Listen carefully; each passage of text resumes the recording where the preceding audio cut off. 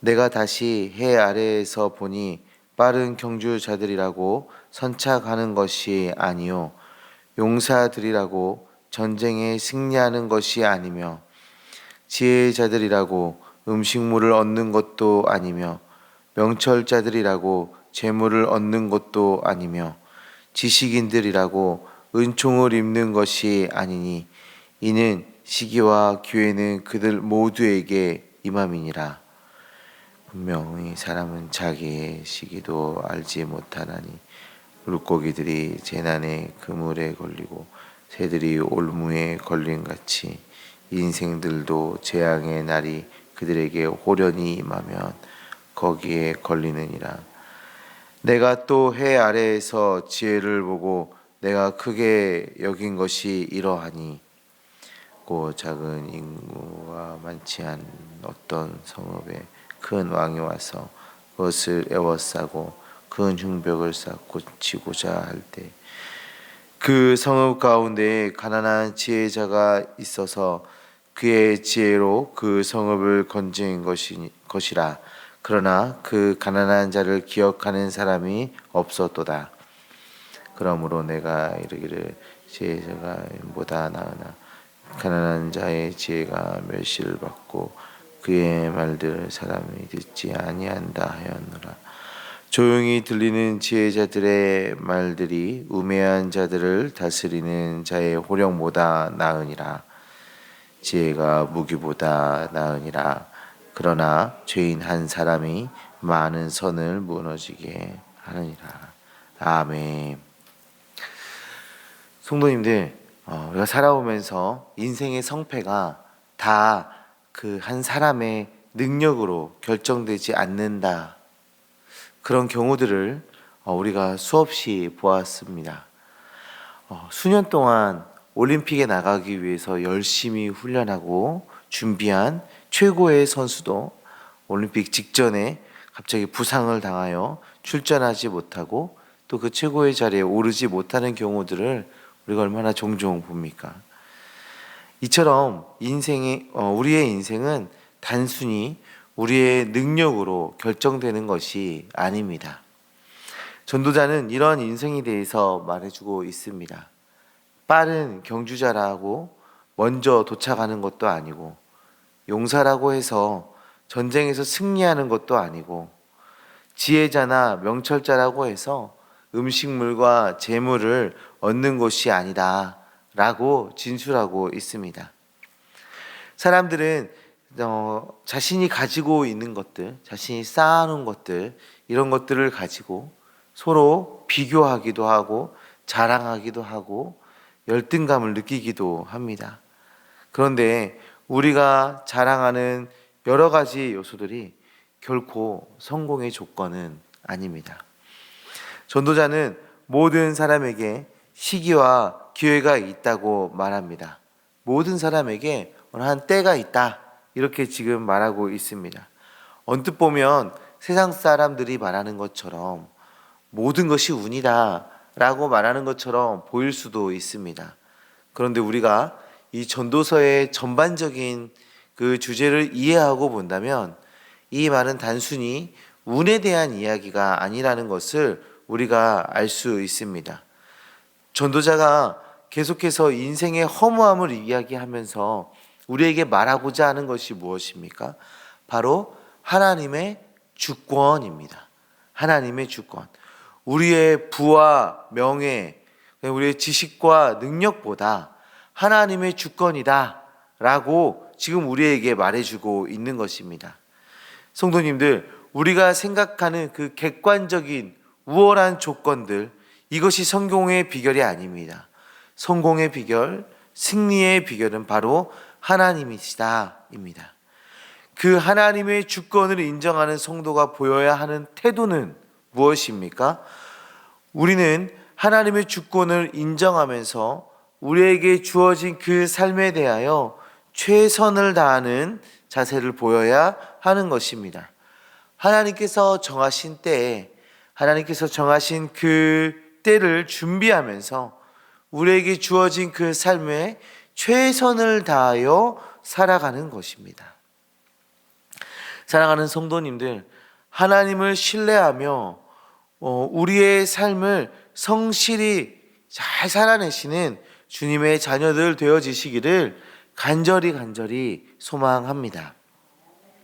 13절 이하의 말씀을 통하여서 전도자는 한 성읍에서 일어난 사건을 이야기해 주고 있습니다. 작은 성읍이 있었어요. 그 성읍에 위기가 찾아옵니다. 큰 왕이 그 성읍을 둘러싸고 그 성읍을 치려 하였기 때문입니다. 큰 왕이라 하면 큰 나라의 강한 군대를 지금 이야기하고 있는 것인데요. 작은 성읍이었기 때문에 지금 이 상황은 매우 위험한 상황입니다. 그들의 군사력은 그 큰 왕의 군사력에 대응할 수조차 없는 그런 차이를 보이고 있는 것이죠. 그런데 그 성읍 안에는 한 지혜자가 있었습니다. 성경에서는 한 가난한 지혜자라고 이야기하는데, 그 가난한 지혜자가 지혜를 내어서 그 성읍을 구하여 냈다라는 이야기이죠. 성도님들, 큰 왕에게 짓밟히고 쑥대밭이 되어야 하는 그 성읍을 지혜를 내어서 구해냈습니다. 그러면 그 사람은 칭송받고 존경받고 상을 받기 마땅한 사람이죠. 그런데 그 사람은 가난하다는 이유로 기억되지 않았습니다. 그 사람이 가난한 사람이라는 이유로 아무도 그를 기억하지 못하고 아무도 인정해 주지 않았습니다. 그런데 아무도 기억하지 못하고 인정해 주지 않는다 해서 그 지혜가 없었던 것은 아니죠. 지혜는 분명히 있었습니다. 우리가 지혜자의 삶을 선택하고 하나님의 말씀을 따라 그 지혜를 선택하며 우리가 살아갈 때 세상은 우리를 기억하지 않을 것입니다. 인정하지 않을 것입니다. 오히려 그 지혜를 선택하는 우리를 향하여 손가락질하고 비난할 수도 있습니다. 그러나 우리는 기억해야 합니다. 분명히 지혜는 있습니다. 그리고 인정받지 못하고 기억되지 않는다고 해도 그 지혜는 그 성읍을 살려내었습니다. 우리가 선택하는 그 지혜는 이러한 능력이 있는 것입니다. 죄로 가득한 이 세상 가운데 하나님의 영광을 드러내고 죄로 썩어져가는 이 어두운 세상에 빛과 소금의 역할을 감당해내는 것입니다. 사랑하는 성도님들, 지혜의 삶은 하나님의 섭리를 기대하며 하나님의 그 섭리에 따라 살아가는 것입니다. 나의 지식과 능력과 부와 명예로 살아가는 것이 아니라 우리 하나님께서 이끄시는 그 삶입니다. 하나님의 은혜로 살아가는 삶인 것입니다. 또한 우리가 선택한 지혜자의 삶은 세상에게 비난을 받을 수도 있습니다. 그러나 우리는 기억해야 합니다. 우리가 선택한 그 지혜가 이 세상에 하나님의 영광을 드러내는 통로로 쓰임 받을 것이고, 또한 우리가 하나님의 지혜를 선택하며 하나님의 그 섭리하심을 기대하며 살아갈 때 하나님께서 우리를 인정해 주실 것입니다. 우리가 그 하나님을 의지하며 하나님의 말씀을 선택하며 살아가는 주님의 자녀들 되어지시기를 간절히 소망합니다. 오늘 하루 우리의 삶 속에서 하나님을 선택하시고 하나님을 인정하시고 하나님을 기대하시고 하나님 말씀에 순종하시며 살아내는 주님의 제자들 되시기를 간절히 소망합니다. 기도하겠습니다. 하나님 아버지, 감사합니다. 하나님, 오늘 또 하나님 말씀 앞에 우리가 나아갈 수 있도록 은혜 베풀어 주신 것 정말 감사합니다.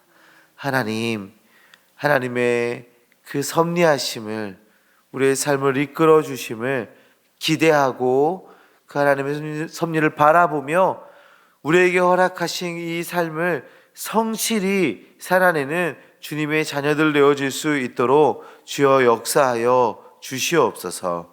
하나님, 우리가 하나님을 선택하고 우리가 하나님의 말씀을 선택하고 우리가 하나님을 선택하면 그 살아갈 때 세상이 우리를 손가락질한다 할지라도, 우리를 인정해 주지 않는다 할지라도 그 우리의 그 믿음이 흔들리지 않고 주님 바라보며 주님 의지하며 주님 붙들며 나아가는 주의 자녀들 되어질 수 있도록 주여 역사하여 주시옵소서.